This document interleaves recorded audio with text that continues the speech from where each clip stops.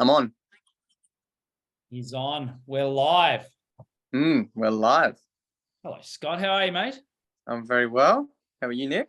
Very well, thanks, mate. Very well indeed. All right, guys. Welcome. Welcome to Scott and I's first Facebook Live. So the whole thing here is, right, that Scott and I, we've been friends for a couple of years now. Scott originally came and did my Qigong teacher training, and since then he's gone off and he's done a whole heap of different study into integrative exercise, functional movement, how it affects the body. His whole thing is about, he's a holistic movement coach. So his whole thing is about how he takes people from chronic pain. That's his specialty. People who are broken, people who are in chronic pain, he takes them from chronic pain into performance, whether that's for their life and their lifestyle, okay? Because life is a performance. So if you're not performing well at work, you're not performing well for your family, that's performance, but also sport. So whether that be my interest, martial arts, Brazilian jiu-jitsu, running, any sport you can literally throw a stick at, that's Scotty's thing. So he takes people into that sort of health. So the thing is that Scott and I have these phone conversations sometimes where one of us has read something or one of us has an idea, or we're just catching up as mates and the conversation drifts off and we get to the point of saying, why aren't we involving other people in this conversation? And so we went, well, we should do that. We should do a Facebook Live and we should just have one of those off the cuff style conversations that we have about all sorts of interesting topics to do with integrative medicine, functional health, holistic wellness, Qigong, Chinese medicine, and all these different concepts as we blend them in and mold them as we ourselves come to grips with them, as we understand them, try to explain them to each other. Because of course, even though Scotty has done a lot of Qigong with me, his expertise in Western exercise physiology and Western exercise science is next level. And I really trust Scott's opinion on a lot of what he teaches. And if I've got questions to do with, fascia, if I've got questions to do with exercises to basically pull my body back into alignment that aren't Chinese based, then Scott's the guy I go to pass ideas off. So Scott, welcome. Thank you so much for coming on to Chi Practice and having this conversation with us. Mate, I'm going to pass it over to you for a moment. Just fill us in a little bit more about you, because everyone probably knows who I am. It's my page. Who's Scott McGee? Yeah, cool. So thanks for the blue welcome, mate, and the introduction. You nailed it on the head, really. I started my journey really with you. So I was having my own problems, as we all normally start this journey on, with mental health, physical health, injury. I was training pretty hard at the gym and studying exercise science as well. And I was lined up to go into physiotherapy. And I was pretty young still, and it really took me some time just to really sit with things and how I wanted to move forward. So I took a break I finished exercise science, but then I didn't go into physio. I just took a break and I was just studying mathematics, working, and then I started getting into Paul Chek's work, and he became someone that I was really tuning into, and he was talking about working in versus working out, and this concept of using movement as medicine, really. That was the first click for me. It's like, movement is medicine. Movement is not just for my ego. So that was a huge realization. And he was talking about Qigong and Tai Chi. And then I had a friend who took your course, and he said how good it was. And I was like, sweet. So I jumped in with you. And in the middle of COVID, I think we had to try and get it together, but we did. And it was the best. I think we did 7 straight days of Qigong, and I was just like, it was just the best.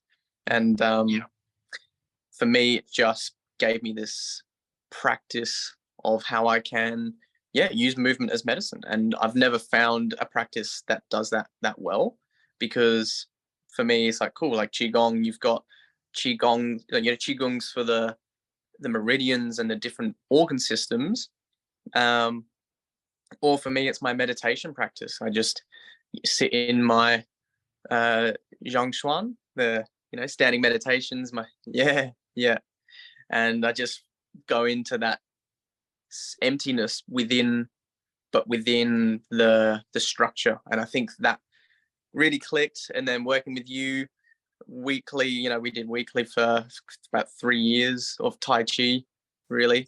And for the viewers, if they're not aware, that the Tai Chi is like a branch off of Qigong, and it's more, you would know how to define it better, but for me it was more the martial version of Qigong, and we really just got into movement. And then I continued my study with the Czech Institute as well, and different people, and I kind of just bringing everything in, really. And the biggest takeaways from it all was whole body movement, looking at the fascial planes and slings, and how you can use movement to help with posture, and help with your health. Yeah, perfect. It's an epic little journey. And you're just a young fella yourself, really. How old are you? Yeah, 25 at the moment. Yeah. Oh, just a baby. Lovely. And it's a wealth of knowledge you've already got. I'm kind of jealous. But it's absolutely amazing. There's so many things there I really want to touch on and talk about, such as like the slings and the fascia, which I know I talk about a lot. And I know through our training we've kind of discussed, because the Tai Chi and the Qigong do use those in a functional movement. Before we get to those, though, I'd like to backtrack, because you said you didn't quite know how to explain the martial side of Qigong particularly well. And because this is a Qi practice where I typically do talk about the Qigong side of the art that I practice, maybe I should just discuss for a moment a little bit more about that martial aspect, because I think the way that I like to explain it these days, and that I've been using with a lot of people, because it does surprise people that when I say that Qigong doesn't have to be slow. People are like, what? I thought it's all slow. I'm like, no, because Qigong isn't a set of movements, a set of postures. It's a way of moving. It's a way of inhabiting your body. It's a way of being embodied. And so any kind of movement is possible, but it's the way that we're moving that is really important. And so then I kind of really try to go around and explain to people that Tai Chi is actually a martial art. And, people are like, what? No, it's not. It's slow. And you're like, well, that's the popular side of it. And that slow part of Tai Chi is Qigong. So quite often the one-liner I like to use is, all Tai Chi is Qigong, but not all Qigong is Tai Chi. Yeah. And then people's brains kind of fuzz out for a moment. They're like, well, I don't quite get you. And I'm like, well, you've got yoga and you've got all different offshoots of yoga, but you've got yoga as the mainstay. I'm like, well, you've got Qigong and you've got all these different offshoots of Qigong, of which Tai Chi is one version of Qigong. And it's like Tai Chi as a martial art uses the wisdom of Qigong and the way of moving, and has formed a martial art around that way of moving, because Qigong is, and I know we've discussed this before, a pandiculation. And we should probably touch on that term at some time tonight, whether right now, what a pandiculation is and where that fits into mammalian movement. Now, does that all sit right with you about how I'd explain? Yeah. Tai Chi? Yeah, that sits well. I actually just had this conversation. I just had a new client, and I was talking about how I do Qigong at one of the hotels here on the Gold Coast, and they call it Tai Chi, but I just told him, I was like, really, it's Qigong. Yeah. So, and he's like, oh, what's Qigong? And then I explained it, and I just said, for me, like, Qigong is it, and then the Tai Chi is the branch off of it. Tai Chi is more martial for me, but it uses the same movement modality, same movement concept. Everything comes from the center, everything coming from that heaviness. And I think that was one of the biggest takeaways for me, not just for my own physical body, but for my mind as well, to be able to ground myself, because I used to be so in my head that I needed to ground. And now people are like, wow, you're so grounded. And I'm like, it's taken a lot of work. So Can I ask you a question around that? Yeah. Because I have this thing, right, where people go, oh, that person's really grounded, or, oh, I'm really grounded, but I can tell they're still in their head. And so has it been your experience that grounded isn't so much like a way of thinking? Because people can have pretty grounded thoughts and but the grounded is actually a state of being. Yes, I would definitely go with the latter. Yes. It's a state of being. It's obviously, for me, that helps is literally getting my bare feet in the grass and doing my qigong. That actually helps with my energetic flow of electricity and how I ground there, because I do believe that if we're constantly in our rubber shoes and we're not ever connected to like pure earth material, then there will, and especially with all this electromagnetic stuff that we've got going on, that will create some sort of chaos in our upper areas. So we need to, I literally feel that, the movement of that energy flowing down to my legs, and especially when I really ground and I always pretend I have you in my ear telling me to go deeper into it. So think, Scott, sink deeper. Exactly. Yeah, right. Yeah, exactly. Yeah. Nice. And I think, as you say, that creates that state of being. It's like it creates the energy that then people say is grounded. Yeah, nice. Because I find like I'd like to think, I know when I'm not grounded, but I know when I am, and it's a full body state of being earthed. I mean, and as far as the energy, having your shoes off, I can remember 20, 25 years ago, talking to people about energy from the earth and having them think I was crazy. And now there's quite a movement of, you've got to take your shoes off. You've got to get on the earth. Like, you've got to do that. There's actually a whole movement where you've got to do that for X amount a day and all this kind of stuff. So that's super interesting as well. Yeah. So interesting. I actually quite a while ago, I was at a petrol station and they have the little TV screens and they actually had a thing there saying, get your shoes off and go on the grass. And I was like, wow. So that took me by surprise. Yeah, right. But yeah, there's multiple ways to do that. Like, for anyone that's listening, if you can't actually make the time to get your bare feet in the grass, or it's too cold maybe at the moment, you can get grounding mats to put under your desk or to put on your desk. That really helps there. Or you can even do like grounding sheets in the bed. So that also just helps with that electrical, because we are electrical beings. So. Earthing, just like an electric appliance has an earthing wire, we need to earth ourselves. And so that's what I was kind of meaning, the fact that they have earthing pads and stuff like that now, like it's actually a legitimate thing. We need to be connected to the earth at some stage. And I'm sure there's a lot of people out there who work office jobs or, who don't actually get their shoes off particularly often onto the ground, and how much that can help us. Yeah. Nice. Definitely. Yeah. So something else I noticed in there that I'd like to touch on is this concept of moving from the center and where it fits into functional movement. And I know you sent me a passage in a book a little while ago. Yeah, you know exactly what I'm talking about, because I nearly peed my pants that day when I read when you sent that over. And I was like, wow, this person is talking about what I've been talking about, and what Tai Chi and Qigong has taught me is a reality of human movement. I still find the functional movement pattern groups and the function, and the integrated movement, they're a little bit behind in that knowledge, but it's like they're getting it.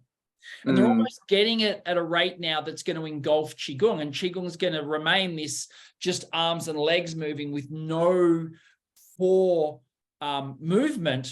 Of course, as you know, the core should generate that movement.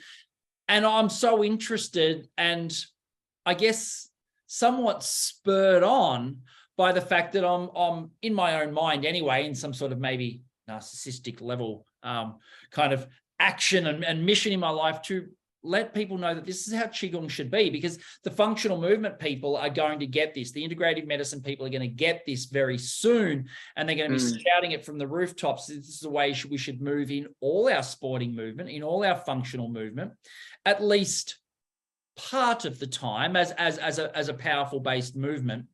Mm. But do you want to, because I know you read the book, whereas I just read that short chapter around that section. Are you able just to run us through that? Yeah. So that book was called Wisdom of the Body Moving. And essentially, she goes through infant development and how movement literally starts from when we're an embryo and we grow in uterine, and then when we're born, and the developmental sequences. Yeah, so she goes through the developmental sequences, like from an embryo right as the baby develops, in how it develops to like childhood or functional human movement. Is that correct? Yeah. And she and that passage especially that I sent you was from memory. It was talking about in uterine, like when they're an embryo, and how the movement starts from the belly button, and everything comes from that place, and how we actually, through our infant development, we go through stages almost like a worm as well, where we're kind of wiggling our torso and our body to create the movement that we want. So the arms aren't doing the work, like it's all coming from the body. And I think it was a kind of cool moment for both of us, because we've always spoken about it, but just to get a very highly credited author say that, and that book's really big in the Czech Institute, so it's gone around there and really talks about how everything comes from the core, and then the core is obviously attached to the spine. So really, it's all about that spine, that spinal movement, and which then goes in obviously into the hips and the legs, and all of that upper limb and lower limb is essentially an extension from the spine. They grow outwards from the spine. So it makes sense that movement comes from there. Yeah, it does. I remember when I first read it, because like the author even uses, like I made up the term whole body movement or whole body functional movement, and she uses the term whole body radial movement. Yes. So when I read that, I was like, oh my God, like who is this person? This is incredible. But the one thing I really liked about that as well is that when we're in utero, not only are we starting to learn movement, okay, and so the first way we're learning movement is how we undulate, I guess, those movements out from our center, but also that neurologically we are creating a network. Fascial, musculoskeletally, and neurologically. And so the way that they're actually causing a wave or a ripple effect from their center out through their body, in utero, the baby is still connected as a holistic whole. Yes. It's not separated into arms and legs as different parts yet. Like the baby is still whole. So what I find so interesting about that is how in Qigong and Tai Chi, while we're moving like that, and my morning meditation, and I know I've probably said this to you a few times, that when I walk up and I stand and I'm ready to start my Tai Chi in the morning, in my mind, my meditation is nothing shall move unless it comes from my lower dantian, from my center. So even a rotation of my hand, the smallest movement of my arm, the shifting of the weight of my body, it all has to be generated by how I'm moving from my core. So my arm can't move separately. And what it means is that my arm's attached to my other arm, it's attached to my torso, it's attached to my head, it's attached to my legs, it's attached to my feet. Like, then there's a saying in Tai Chi, if one part moves, all parts move. And I like to think of like a lump of jelly. And if you shake jelly, you can't just shake one corner of jelly. The whole jelly shakes, Exactly. So it's kind of the same thing. And we are just a big sack of jelly, really. Yeah. Some's more dense than other, but we're a giant sack of fluid, really. So what I love the most about that is it really indicates that when we're doing our Qigong and our Tai Chi, we're trying to get back to that state of being whole, of being completely integrated, where everything is, again, one, as opposed to, my arm just does this action. My arm just does that action. Oh yeah, my core stabilizes, but it didn't create the movement. No, exactly. Yep. Yeah. Yeah. And, even going from there, it's that whole body movement. You got to use your whole body, right? And something, again, back to the feet, is like how we use our toes through movement and getting the spread of our toes and connected to the floor, because a lot, I see it a lot with clients is feet that are really narrow and the toes that are pointing outwards, because we've lost that ability to spread our toes and actually kind of grip the floor. Yeah. And that neurologically travels up to the glutes, to the core. The whole body is like, it all starts from that connection there. Yeah, exactly. I've been teaching people since we've trained like originally together, I go through my course very differently now. I mean, it's a little longer and we go through it a lot more in a lot more detail. And one of the lessons is like how we drive power from the earth. We had this conversation the other day as well, where in Chinese exercise theory, the movement is generated from the center, from lower dantian, or the hips and pelvis, lower abdomen area, travels down through the legs into the ground, and then spirals back up through the legs to drive the movement of the body.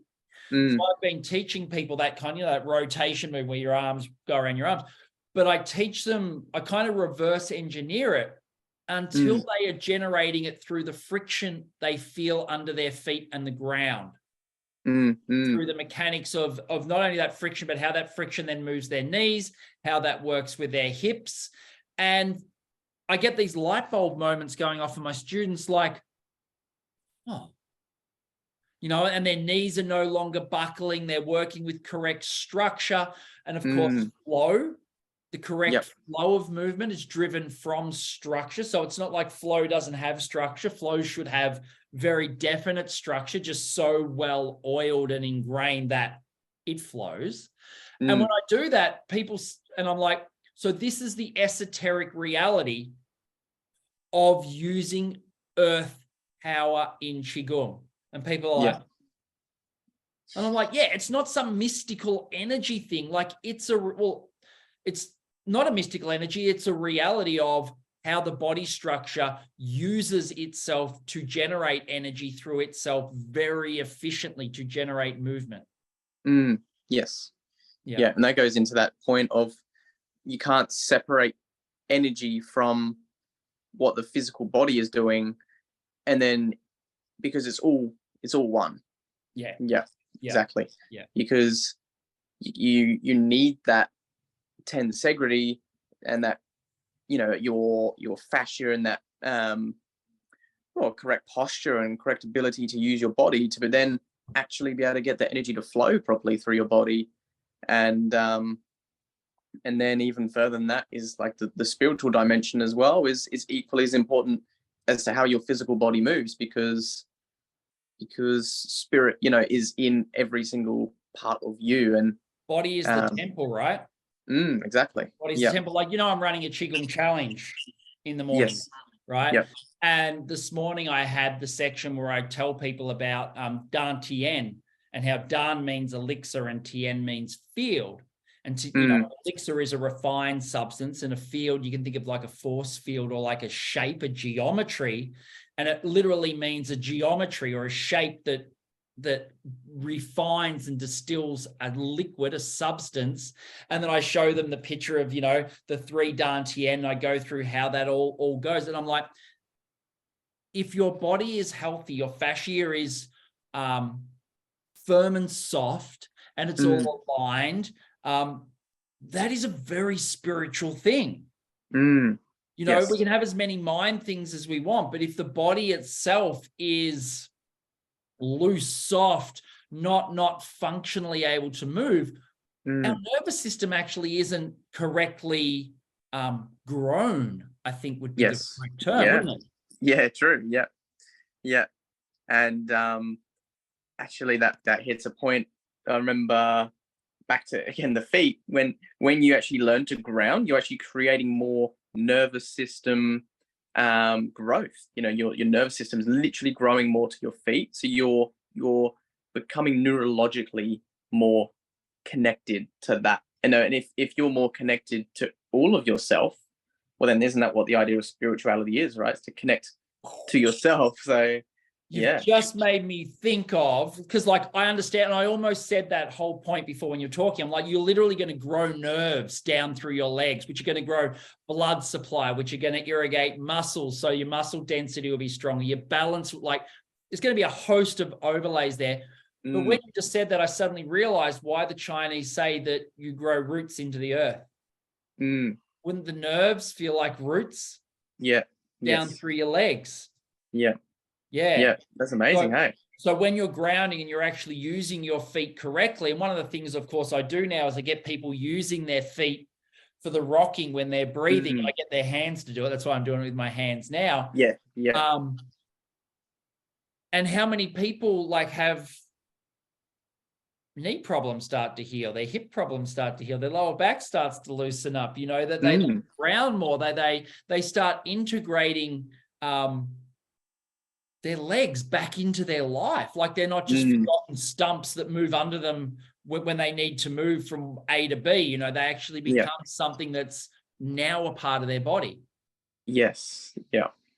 It's more connected. Hey, it's that whole body connection, mind, body, and soul. It's just realizing how, and it's so important to go through the challenge of that, because what I'm saying is I think people have an idea, it's all a concept of what a spiritual thing is or this and that. But at the end of the day, sitting in Qigong or sitting in the postures I put people in, it's time under tension. Like you got to sit in it generally for a period of time, and you've got to create some discomfort to be able to grow those nerves, or to be able to grow to get the connection through the fascia.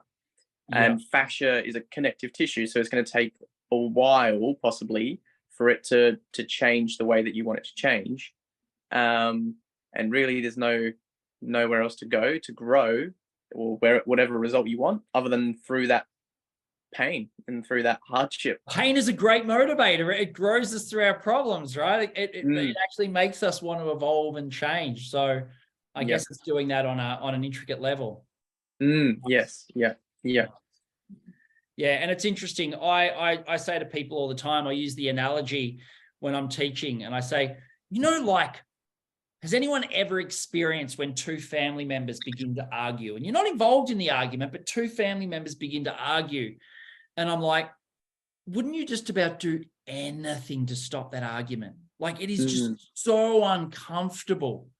And I'm like, but that leads us to trying to placate one or the other. And when we do that, we never get it right, because both people then, one's going to become unhappy and one might be, well, I was right then, or then they're wrong, or the other person's like, but if we sit into tension, yes. if we sit into that difficulty and actually work through and get a win-win situation and actually resolve the problem, one, we've grown. Exactly. And there's been development there, which again, even though that's conceptually, that's neurological as well. That's growing your nervous system. It's growing your wisdom. A lot of things happening there, changes in the body as well. But I'm like, unless you sit into that tension, you're going to get a shitty outcome. Yes. It's not going to evolve the family dynamic. In fact, you're just going to end up with more problems. Yeah. That is just the exact analogy of what happens with the body. And so I'm always saying to people, we've got to sit into tension. Tension actually is chi development. Yeah, I love that. I love that analogy, because I can definitely, say that I have been the person to diffuse situations. And then when you and I have done our training together, and it's taught me, the practice has taught me, and through my life. And I really look at the practice as a teacher, and I can reflect on how that can move through life. And as you say, when you feel that tension, now just let that tension dissipate through your body, and it's realizing it's not going to kill you. It's not the end of the world, and if anything, it's growing you stronger. It's the same sort of thing as when you jump in an ice bath. It's like you can either react or intense, or you can actually soften under that tension, that stimulus. Under the duress. Yes. What you're under, isn't it? Yeah, and it's the same with qigong. So, or any of these movements is like you sit in it, and then when you start shaking and you just want it to end, that's actually the time to let's see if I can go a little bit longer and a little bit longer, and then you'll get these moments where you're like, like the pain's gone now, so I'm good, and then it will come back most probably, but it's like this healthy pain, and that's the best way that posture is actually altered as well.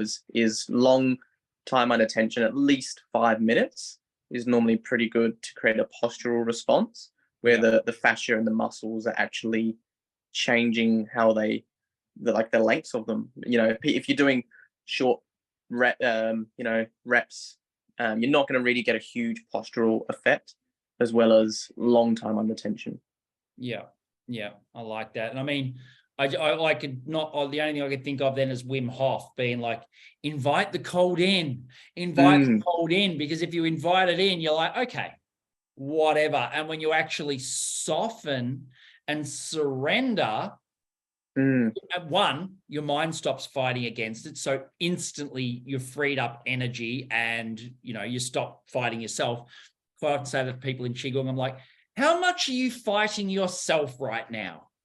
Isn't there an interesting esoteric lesson here? How much when you're uncomfortable or when something's not going your way, do you fight against yourself? I'm like, that's esoteric lesson number one from Qigong. But also that when we soften and relax into it, especially with cold, will vasodilate, which means that our vessels, our blood vessels will actually open. So we'll get more oxygen and more blood, which will actually warm us up.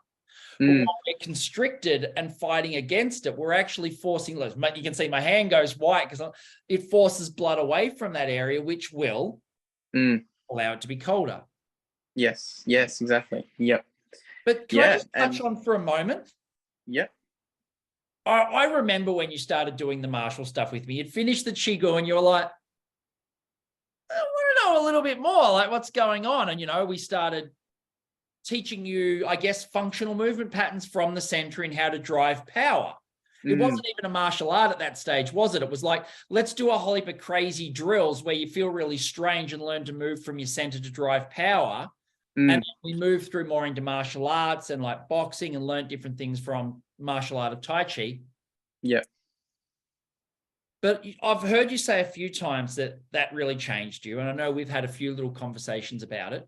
What, in your own words, like just for a couple of minutes, how do you feel you've changed?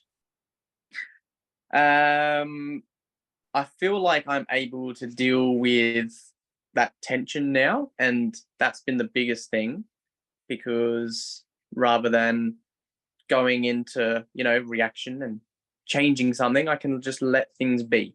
It's that sort of stillness, because the training really helped my focus. I had to be present, right? Like if I wasn't present with training, you would bop me on the head pretty hard. Yeah, I would. Pay attention.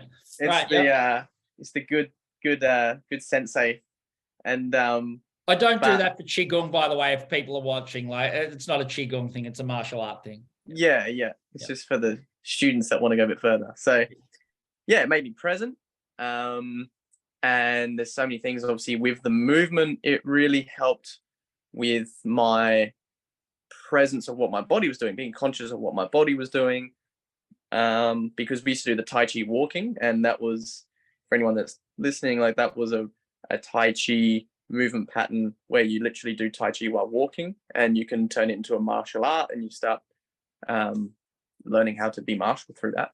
And the thing was, it's very challenging, especially at the beginning, to actually do the walk properly without your legs caving in or you're losing your balance.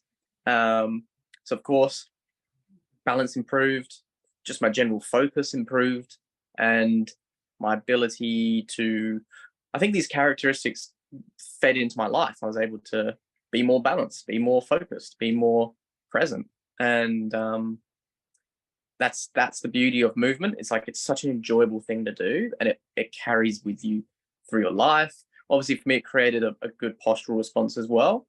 So one of the things I was working through with Nick was my when you with your bum, my tailbone would stick out a little bit. So then Nick would constantly help me bring my tailbone under. I just slap him on the bum, tell him to tuck it under, tuck that thing under.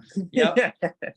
So, and that, I think that really helped with that. And and then when we did the inner animal with the group, I think that pushed me another level harder as well, because again, I had a fear of being hit, which Nick found, and I had a fear of being hit, and I had a fear of hitting someone. So I had really, the group like forced me to take one every now and then and realize that it's not the end of the world, and not hard, but just a little bit. And to be able to actually strike, knowing that if the person doesn't block, it's kind of their own fault, and just undoing those layers of mind that like withhold, it's his constant withhold, striking, withhold, and I would do these things to try and get out of the way of a potential hit, but that was just my own fear. So I was really getting past my fear.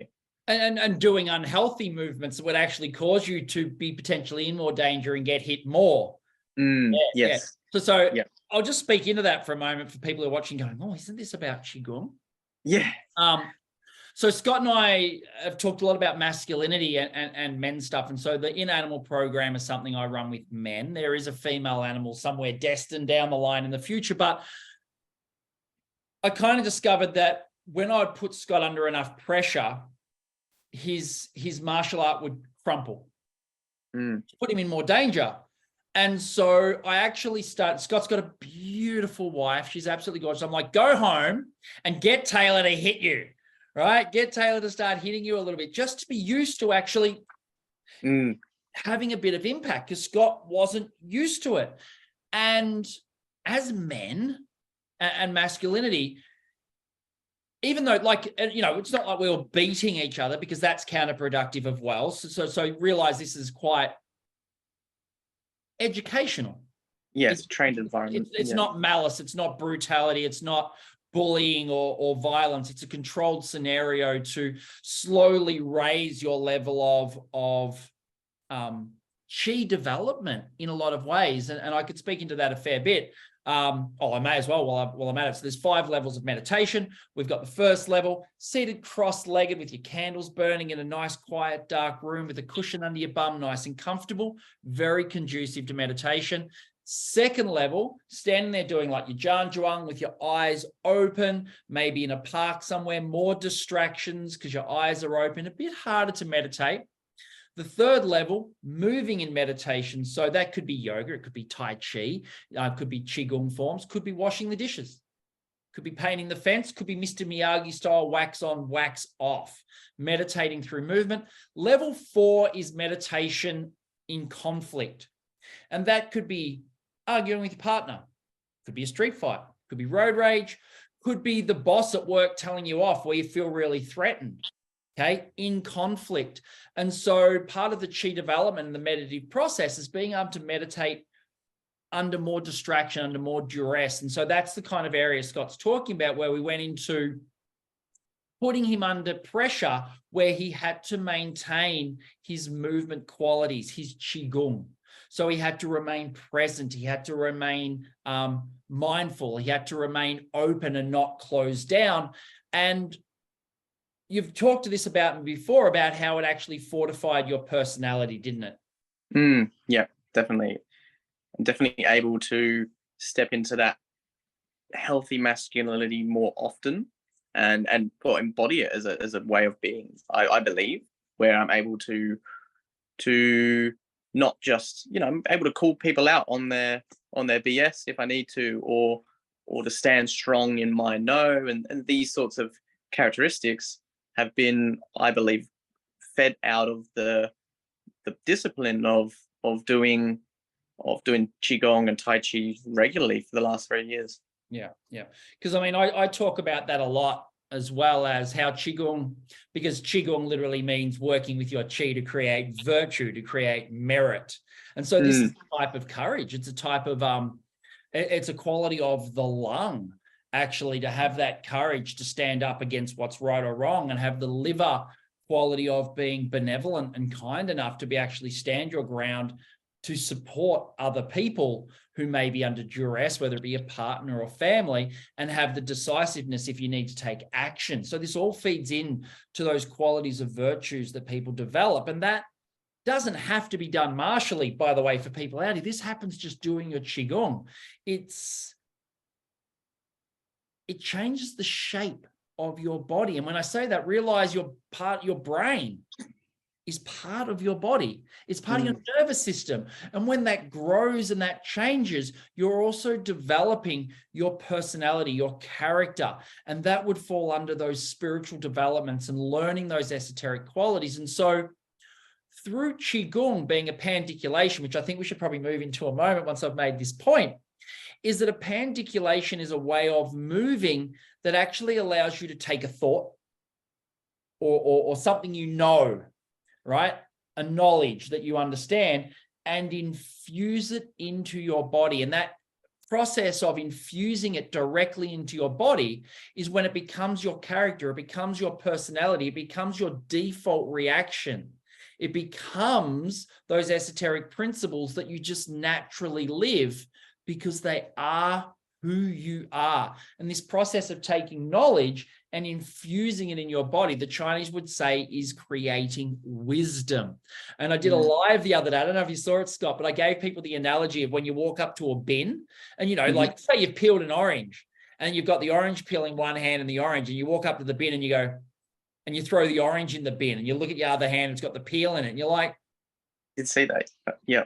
did I do that? Like I knew that the mandarin was in this hand or the orange was in this hand. I knew the peel was in this hand. Why did I throw away the good thing and keep the peel? And I wonder how, you know, everyone's had that experience when you respond some way to something in life and you're like, I knew so much better. Why did I do that old behavior? Or why did I do that thing that I knew? I told myself last week I shouldn't do that. And I use the analogy that that's what you can use Qigong for, is actually transcribing knowledge into wisdom. So it actually becomes who you are. Yeah, that's taking it to the deeper level, hey, where it's not just about the movement. It's that ability to sit in the discomfort, for me, creates character, creates, as you say, virtue.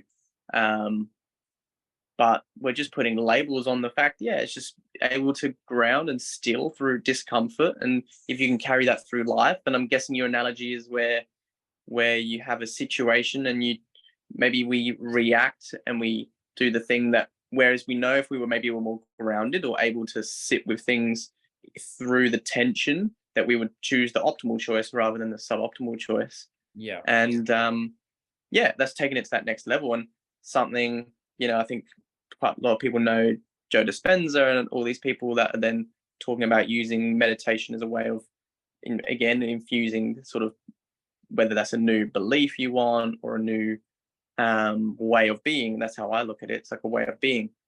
For me, you can definitely use Qigong for that. You can get into that real stillness, and then you can, for me, it's like, cool, like who am I creating now? Like, I'm creating someone who is powerful and speaks powerfully. Cool. How does that feel? And then you just feel into that through the rest of the session, really.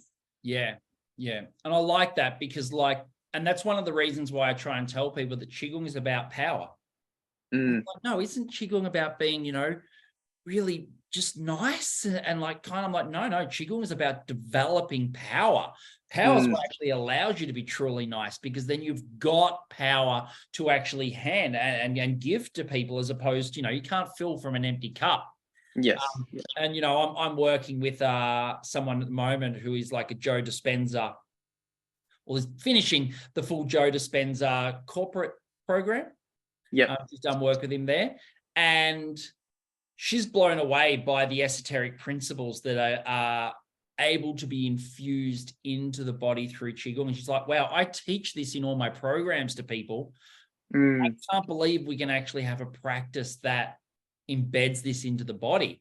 She's like, what you've just said is exactly what I'd say, but you're doing a physical practice that teaches that. And I'm like, yeah, Qigong's the business. Like, Qigong is awesome. So really, I love I think one of the aha moments was on the whiteboard recently when we were talking about this concept of love and how you'd explain it better, but you had how it's important to have love, but the direction, the mission, but to also ground in that, and you can again use that sort of that the qigong for me infuses that into me. But yeah, you can yeah. So it's cool. like everything has yin and yang. Okay, so the heart is an essence in its own way, and that essence has yin and yang, and so the heart has a yin essence to it, or a yin shen, a yin aspect of the mind,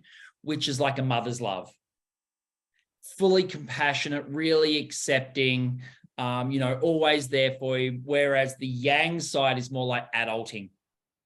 No, you can't behave like that. Get up, get after it. Like it's the adulting version. It's like how you want to adult your children. And so I kind of say that's a bit more like the father's love. The father's love, like, no, that behavior is not acceptable. You do not do that again. You do this. Whereas mom is a little bit more, oh, it's okay, baby. You can try next time. It's okay. And like, I don't like to use gender politics. I'd much prefer just use yin and yang in that. So if someone out there going, like, just understand, yin, that more fully accepting, which is useful at times. And then that yang aspect. Yeah.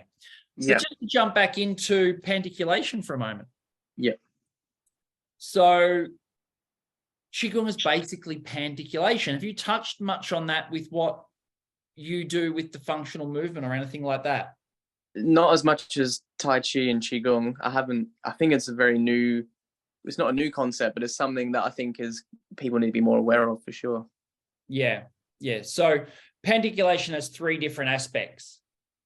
Okay. 1, it actually deletes tension from your body where stretching doesn't.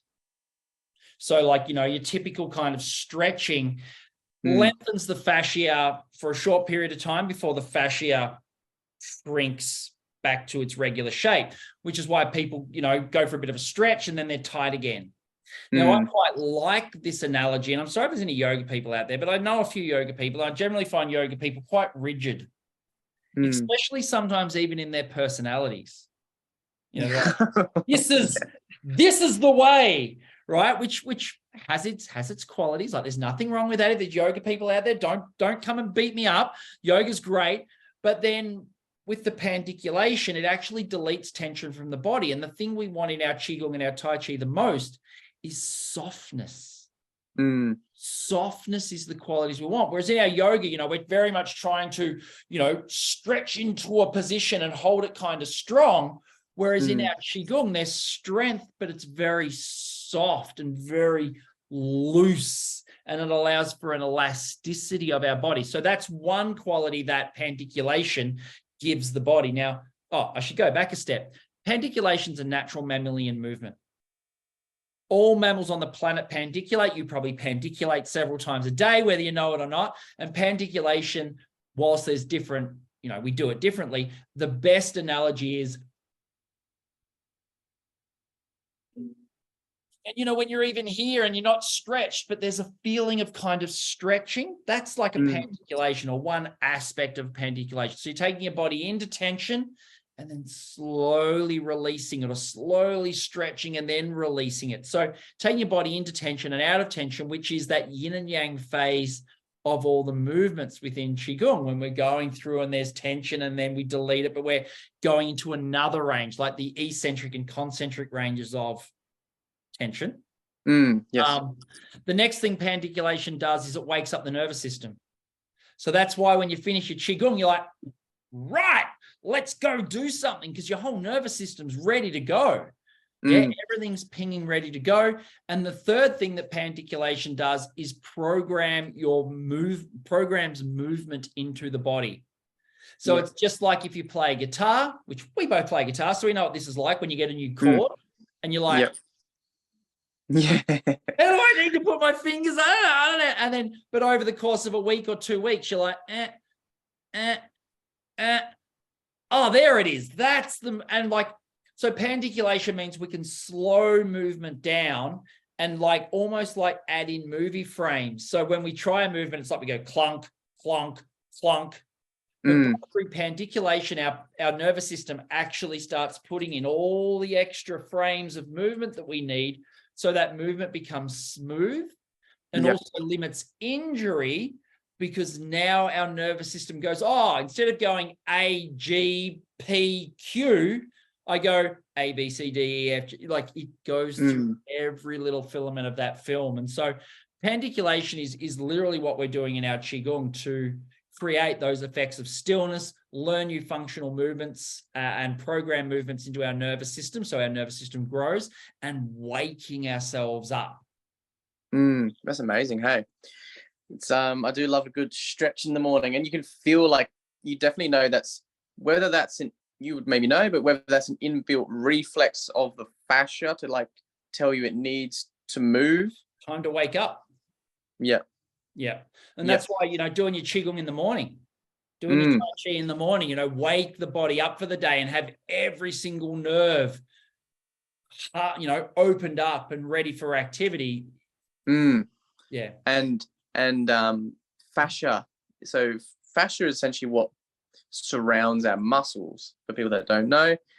And it's a connective tissue, and it is actually a piezoelectric as well. So literally there's electricity running through our fascia.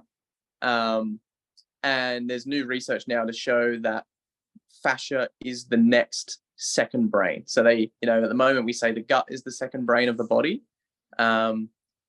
Fascia is going to be like the new, second brain. It's even maybe more neurological than the gut, which tells us like our emotions are stored in our fascia.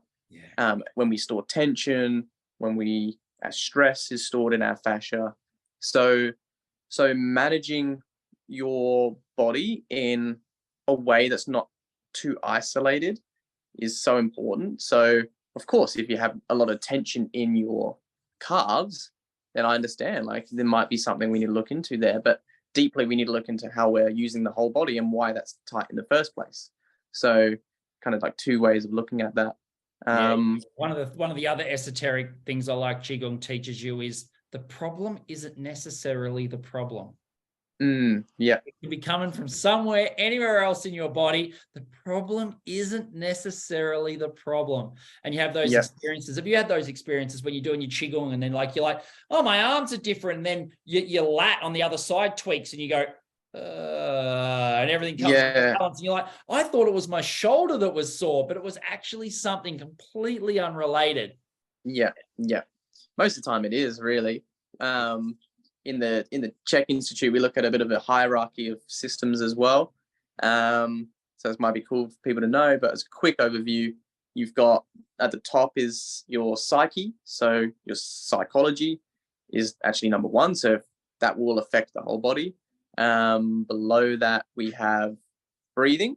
So breathing properly is really, really important, especially the fact we breathe 25,000 times a day. We have below that, we have the eyes and the ears, so making sure that they're working properly. So say if someone's maybe more blind in one eye, like we may be getting a constant tilt in our neck, which then goes down.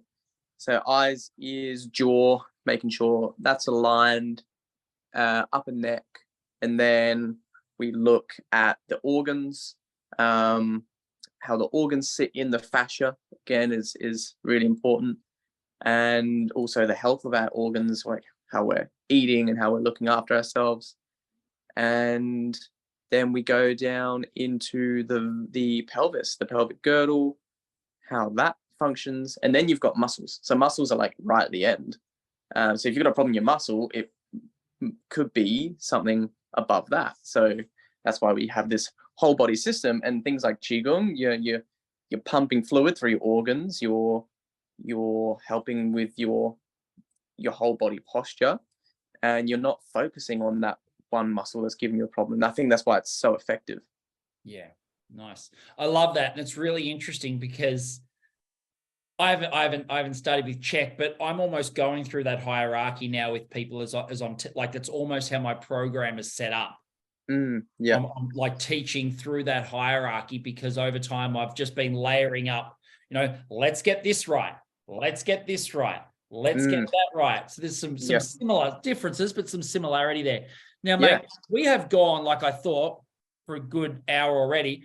Yeah. I'm not sure how many people are out there in Facebook land at the moment listening. Oh, there's 6 people out there listening to us at the moment. So I've just opened up my Facebook here, and I'm going to open up to a couple of questions. So guys, I have my phone now in front of me so I can actually see your comments. And there's a couple of people here I'll reply to later. And hello, people who have said hello.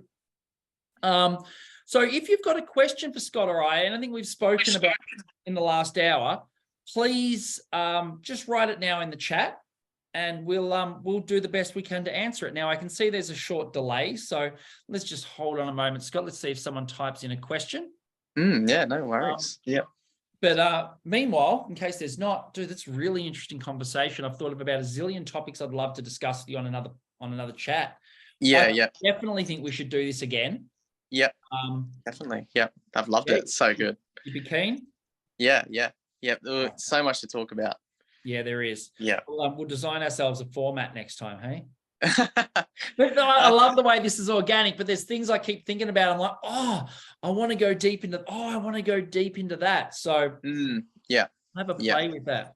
Okay, I haven't had any questions coming yet, and there's a couple of people there. So that's okay. Any last questions there, guys? Just let us know. Otherwise, Scott and I might wrap this up. I guess they can always come through and ask us again at another time. So, mate, we might leave it, hey? Yeah, cool. Thanks for having me on, mate. Yeah, mate. Awesome. I love these chats. So interesting. There's so many areas and topics to talk about.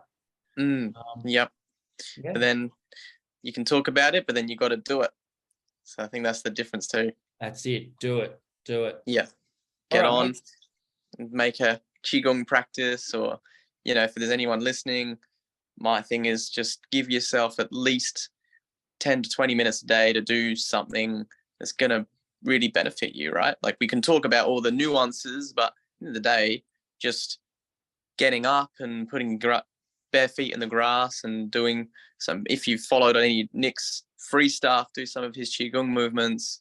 And that's literally how I started, actually. I think my friend did your course, and I was in, and you were doing a few lives or on YouTube, and I was literally just in my backyard just doing the movements already. So there's so much you can get out of it. Nice. Just before, I'm going to give you a moment so you can tell everyone who you are and where to find you, in case I'd love to find out more about you and what you do. But last point I wanted to make is that's super important, guys, if you're out there, is exactly what Scott just said and what we just touched on, where often we know, but we don't do. And so if you're out there, the most important thing you can do, if you're sitting there going, wow, this is great. Yes, I understand this. Yes. And then you're not actually applying any of the things that we talk about, or you're not getting into Qigong, or you're not doing some training, you're not putting your feet on the ground, things like that. This may be a really good time to reach out to Scott or I and actually go, hey guys, like, I'm not doing as much as I should. I really think I could. Can you guys help me out? Like, I could do with some practices to really start embodying all the stuff you guys are talking about. And I know through, the Qigong challenge I'm running at the moment, I've got, a heap of people coming in early in the morning, 6 o'clock, and training with me. And, I love this stuff, and it always surprises me for the compliments that I get and the people telling me how much they get through just doing these practices. I find them super simple, but as you've discovered tonight, there is so much involved, like the far-reaching concepts that we've talked about here.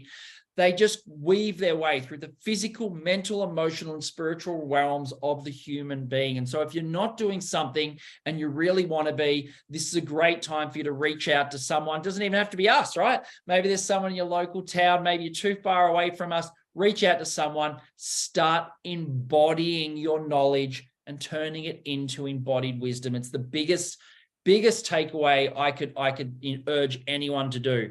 Now, Scott, where do people find you if they want to find you, mate? Yeah, so you can search my Instagram or Facebook, Horizons of Health. What was that? Horizons of Health. Horizons of Health. Yeah. I'll tag you in the post afterwards. Yeah. Thank you. Yeah. So I'm based on the Gold Coast, and I'm working out of a clinic up in Arundel. So yeah, if anyone has got any questions about what I do or what anything that I've spoken about tonight, feel free to send me a message. I will be running another masterclass. I just run one recently, a chronic pain solution masterclass, where I talk about what pain is, why we experience pain, and how to really overcome it. So it was pretty popular. So if anyone wants to jump on the next one, it will be in a few weeks' time. So follow me on socials, and I'll be announcing it very shortly too. Awesome. Actually, I think we should discuss that, because like I worked in that chronic pain hospital and it's really close to my heart as well. So whether it be like after, because of course I'm going away on a holiday, but let's get together and throw that in with the topics that we discussed, because I'm sure a lot of people on my page probably have problems with chronic pain. I know they'd really benefit from what you've got to offer. So let's have a little bit of chat about that, because I know a few of them would probably like to come along to your masterclasses and the challenges and stuff that you run around that topic as well. So Scott, epic dude. Absolutely love your work. Love you to pieces, mate. Oh, thank you. You too, man. Give your girls a really big hug for me. He has the most beautiful little daughter. She's gorgeous. Yeah. God, she steals my heart every time. And yeah. Mate, let's leave it. Yeah, awesome. Yeah, thank you. Right, thanks for having me on, and thanks for an awesome chat. It's been really, really good, mate. We could do this every night probably if we wanted to. We probably could. All right, brother. Let's leave it, mate. Chat soon. All right, you too, mate. Thank you. Thanks, Scott. Bye. Thanks. Bye-bye.